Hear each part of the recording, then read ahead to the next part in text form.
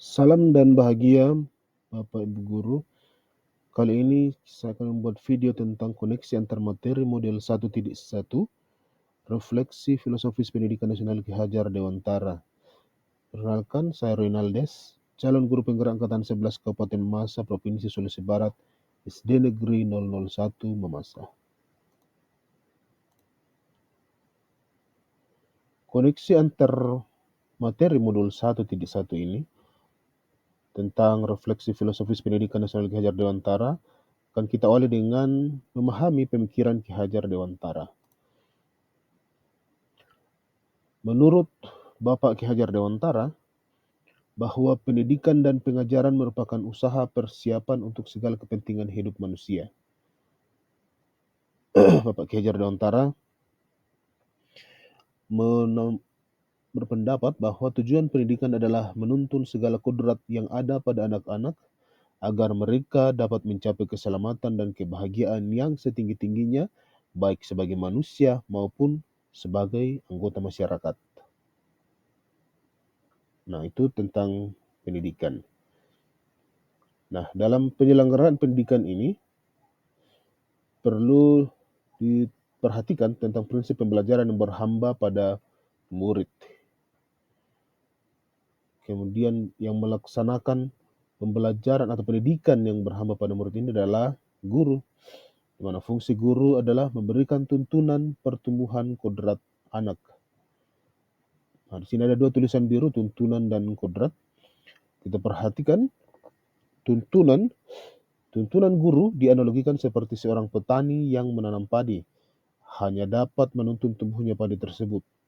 Ia dapat memperbaiki kondisi tanah, memelihara tanaman padi, memberi pupuk dan air, membasmi hama, tetapi tidak dapat menumbuhkan padi menjadi jagung atau kedelai. Anak-anak memilih dari dalam dirinya untuk menjadi padi versi terbaik atau sebaliknya.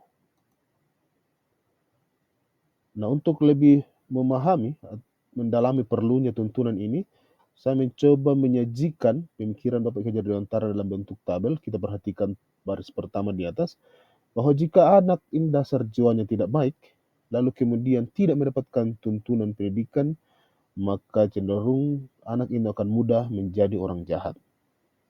Pada baris kedua, ketika anak ini dasar jiwanya baik, lalu kemudian mendapatkan tuntunan pendidikan, maka kecerdasan yang lebih tinggi dan luas akan didapatkannya, kemudian baik budi pekertinya.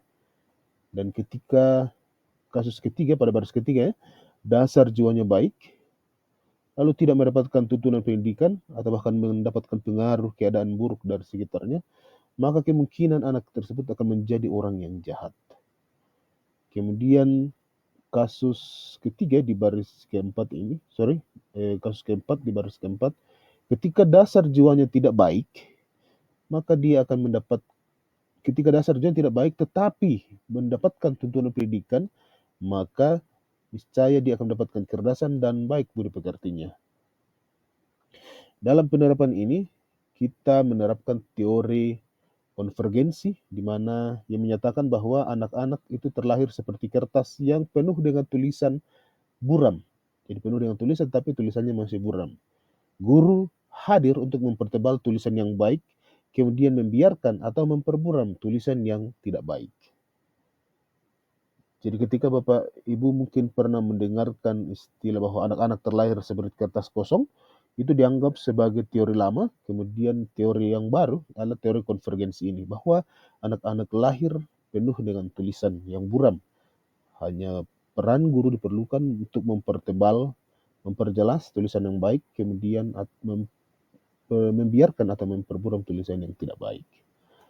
Oke, kita lanjut kembali ke halaman yang tadi, bahwa di peran guru tadi memberikan tuntunan pertumbuhan dan kodrat. Tulisan biru yang kedua adalah kodrat. Nah, kita bahas kodrat. Kodrat ini terdiri atas dua, yaitu kodrat alam dan kodrat zaman. Kodrat alam itu terkait dengan konteks lokal sosial budaya, atau bisa kita sederhanakan dengan dimensi ruang di mana anak itu berada. Dan kodrat zaman atau keterampilan abad 21 sesuai dengan waktu atau zaman, dimensi waktu anak itu saat masa pertumbuhannya. Dari perspektif global, menurut Ki Hajar Dewantara, bahwa pengaruh luar itu harus tetap kita saring. Kita tidak alergi dengan pengaruh luar, tetapi harus tetap kita saring. Nah, sebagai contoh, di Eropa, di dunia barat itu ada metode Montessori yang mementingkan pelajaran panca indera, kemudian disempurnakan dengan metode Froebel dengan panca indera dan permainan anak. Froebel ini dari Jerman.